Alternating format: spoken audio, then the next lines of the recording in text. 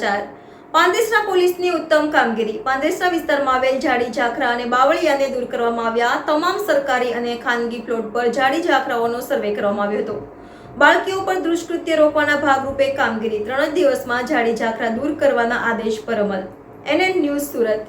દર્શક મિત્રો, તમારી આસપાસ બની રહેલી અવનવી ઘટનાઓ વિશે જાણવા માટે NN ન્યૂઝને લાઇક કરો, શેર કરો, સબસ્ક્રાઇબ કરો અને બેલ આઇકન પ્રેસ કરો, જેથી આપને નોટિફિકેશન્સ મળતી રહે।